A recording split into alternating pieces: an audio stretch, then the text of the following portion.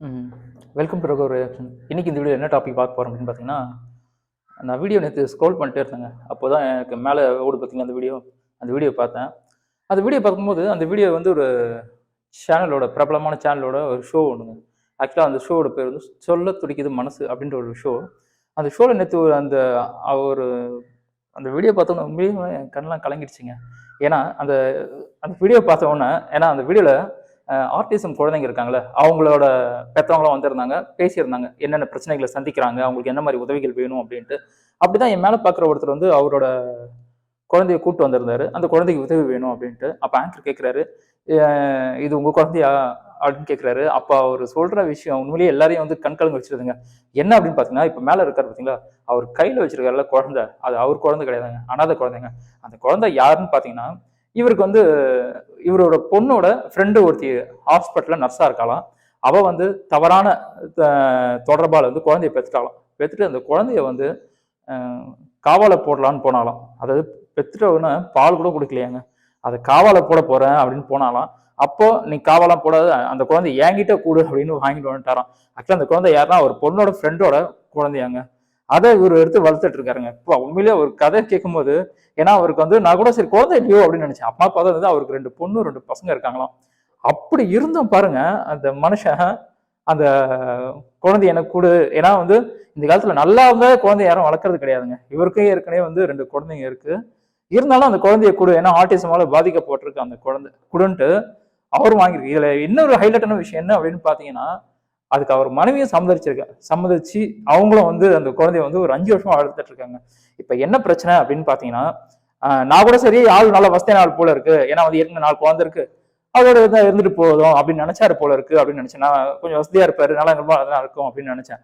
அப்புறமா அவர் சொன்னதை கேட்டோன்னு உண்மையிலேயே ஷாக் ஆயிடுச்சுங்க. ஏங்க அவர் தள்ளுவண்டியில பொறி வித்துட்டு இருக்கிறவராங்க. உண்மையிலேயே எவ்வளவு பெரிய மனசு வேணுங்க. ஆக்சுவலா அவர் 5 வருஷமா அந்த குழந்தைய சந்தோஷமா தான் வச்சு வளர்த்துட்டு இருந்தேன், எனக்கு எந்த பிரச்சனையும் இல்லை. இப்பதான் ஒரு 2 வருஷமா பிரச்சனை அப்படின்னாரு. என்ன பிரச்சனை அப்படின்னு பாத்தீங்கன்னா, ஒரு தள்ளுவண்டியில கடலை வச்சிருந்தா இப்ப அந்த இடத்த வந்து டெண்டர் விட்டாங்களாம். இப்ப அவரால் வியாபாரம் பண்ண முடியும். ரொம்ப கஷ்டப்படுறேன் அப்படின்றாரு. யாரா முடிஞ்சா ஹெல்ப் பண்ணுங்க அப்படின்றாரு. இந்த வீடியோ பாத்தீங்கன்னா கண்டிப்பா உங்களுக்கு தெரிஞ்சவங்க யாருன்னா இந்த மாதிரி வந்து நிறைய பேர் வந்து பண்ணிட்டு இருக்காங்க. நம்ம பண்ற உதவி யாருக்கும் தெரியக்கூடாதுன்னு பண்ணிட்டு இருக்காங்க. உங்களுக்கு தெரிஞ்ச கண்டிப்பா இந்த வீடியோ வந்து ஷேர் பண்ணுங்க. கண்டிப்பா உங்களுக்கு வந்து ரொம்ப உபயோகமா இருக்கும். ஏன்னா வந்து எந்த ஒரு பிரதிபலனும் எதிர்பார்க்காம பாருங்க, நம்ம கிட்ட பணம் கிடையாது, சரிங்களா? நம்மளுக்கு தேவையான எல்லாம் கடவுள் கொடுத்துருக்காங்க. ஆனா இருந்தாலும் நம்ம முன்னாடி ஒரு குழந்தை வந்து இந்த தப்பான ஒரு தொடர்பு வந்து அவளை கேட்டாவே அவளை வாயில பச்சை பச்சையா வருது. அவர் பொண்ணோட ஃப்ரெண்டா அவளா எப்படிதான் மனையில படுப்பேரு நர்ஸ், இதுல நர்ஸ் தான் இவ. இன்னும் எத்தனை பேரை கொண்டுட்டு இருக்காளோ, பெத்த குழந்தைய அவளால் பார்த்துக்க முடியல, அவள் எத்தனை பேரை கொள்ளுவாளோ. அவளை அந்த சனியை பத்தி பேச வேண்டாம். இவ்வளவு இது இருந்தோம், இவ்வளவு கஷ்டம் இருந்தோம் பாருங்க. அவரு அந்த குழந்தைய விடாம நான் பாத்துக்கிறேன். ஏன்னா ஆட்டிசம் குழந்தை, ஏன்னா எல்லா உதவியும் நம்ம தாங்க பண்ணி ஆகணும். நல்ல குழந்தை நல்லா இருந்தா கவலை கிடையாது, அது பாட்டு நம்ம கொடுக்க போறோம் வளரப்போகுது அப்படின்னு இருக்கலாம். ஆனா தெரிஞ்சே வந்து அந்த குழந்தைய இவ்வளவு கஷ்டத்துலயும் 5 வருஷமா எடுத்து வளர்த்துருக்காருங்க. சே, உண்மையிலே ஏங்க நம்ம நினைக்கிறோங்க உலகத்துல நல்லவங்க இல்லை அப்படின்ட்டு. கண்டிப்பா இந்த உலகத்துல வந்து நல்லவங்க இருக்காங்க. நல்லவங்க இல்லைன்னு சொல்லவே முடியவே முடியாதுங்க. யாரோ ஒருத்தரவங்க பண்ற தப்புனால நம்ம எல்லாரையும் வந்து தப்பானவங்க நினைச்சிடுறோம். ஆனா என் லைஃப்ல பார்த்த ஃபர்ஸ்ட் மனுஷங்க எந்த, ஏன்னா வந்து எனக்கு வந்து அம்மா அப்பா கிடையாதுங்க. சின்ன வயசுல வந்து எங்க மாமா தான் எங்களை பார்த்துக்கிட்டாரு. அப்போ எல்லாரும் வந்து சொல்லுவாங்க பெரிய விஷயம்டா அப்படின்ட்டு. ஆனா உண்மையில அது பெரிய விஷயம் தாங்க. ஆனா அதை விட பெரிய விஷயங்க இவரு பண்ணியிருக்கிறது. எவ்வளவு பெரிய விஷயங்க அது. ஒரு குழந்தையால முடியாதுன்னு தெரிஞ்சோம், நம்மளுக்கு வசதி இல்லைன்னு தெரிஞ்சோம், நம்மளுக்கு பசங்க இருக்காங்கன்னு தெரிஞ்சோம், அந்த குழந்தைய வந்து காப்பாற்றணும்னு நினைச்சு காப்பாத்துறாங்க. இப்ப இதுல என்னன்னா, ஹஸ்பண்ட் ஒய்ஃப் ஃப்ரெண்ட் அந்த நிறைய பேர் சொந்தக்காரங்க சொல்லியிருக்காங்க, எதுக்குங்க நீங்க எதுக்கு கஷ்டப்படுங்க, உங்களுக்கு தான் குழந்தை இருக்கு, எதுக்கு அந்த குழந்தைய விட்டுருங்க அப்படின்னு சொன்னாங்க. ஆனா அப்பவும் சரி அந்த அம்மா பாருங்க, அந்த குழந்தைய வளர்த்தவங்க அவர் வந்து கூட்டு வந்தாரு. அந்த குழந்தைய வளர்த்த அந்த அம்மா வந்து அந்த குழந்தைய நான் வளர்த்துட்டேன், எனக்கு விட மனசு இல்லை அப்படின்ட்டு. ஏன்னா வந்து யாரு கேட்டாலும் அவங்களுக்கு 5 குழந்தை தான் சொல்லுவாங்களாங்க. அவங்களுக்கு 2 பொண்ணு 2 பையன், யாருக்கெல்லாம் 5 குழந்தை, அதான் பாசங்க. அதாவது உலகத்துல நம்ம நினைக்கிறோம் எல்லா விஷயத்தையும் காசால கொடுத்து வாங்கிட முடியும் அப்படின்ட்டு. வாங்கவே முடியாதுங்க. உலகத்துல வாங்க முடியாத நிறைய விஷயம் இருக்குங்க. அது மாதிரி தான் இந்த அன்பு, பாசம் இதெல்லாம் வந்து பாத்தீங்கன்னா காசுக்காகவாங்க. அந்த குழந்தையில அவங்களுக்கு எந்த ஒரு லாபமும் கிடையாதுங்க. கஷ்டம் தாங்க. ஆனா இருந்தாலும் அதை அவங்க கஷ்டமா நினைக்கல. அதை அவங்க குழந்தையா நினைச்சு அதை விடுறதுக்கு மனசு இல்லாம பாருங்க எவ்வளவு கஷ்டப்பட்டுட்டு இருக்காங்க. அதனால வந்து நிறைய பேர் வந்து ஹெல்ப் பண்ணிட்டு இருக்காங்க. யாருக்கு வந்து தெரியாம ஹெல்ப் பண்ணிட்டு இருக்காங்க. பட் அவங்களுக்கு ஹெல்ப் பண்ணணும் அப்படின்னு நினைச்சீங்கன்னா இந்த வீடியோ வந்து ஷேர் பண்ணுங்க. ஏன்னா வந்து இது நான் ஜிடிவியில் எதுலேயோ போட்டுறாங்க, ஜிடிவியா காஞ்சி டிவியான்னு தெரில, அதில் பார்த்த வீடியோ அது. அதனால் அதை பார்த்தீங்கன்னா ஷேர் பண்ணுங்கள். ஏன்னா அதோட வீடியோ நான் கொடுத்துருக்கேன், பண்ணுங்கள். கண்டிப்பாக உங்களுக்கு உபயோகமாக இருக்கும் அப்படின்னு நினைக்கிறேன். அந்த வீடியோ பார்க்கும்போதே என் கண்ணெலாம் வந்து கலங்கிடுச்சிங்க. ஏன்னா எந்த ஒரு பொருள் வாங்கினாலும் சரி, நம்ம அந்த பொருள் அதெல்லாம் யூஸ் இருக்கா, அந்த பொருள் அப்படி தானே பார்த்து வாங்குவோம். ஆனால் ஒரு குழந்தைய வந்து முடியல, அந்த குழந்தையில எதுவுமே பண்ண முடியாது, அந்த குழந்தையில நம்மளுக்கு எதுவுமே லாபம் இல்லைன்னு தெரிஞ்சோம் இவ்வளவு பிரச்சனையிலையும் வந்து 5 வருஷமா நான் வளர்த்துட்டு இருக்கேன் அப்படின்னு சொன்னாரு.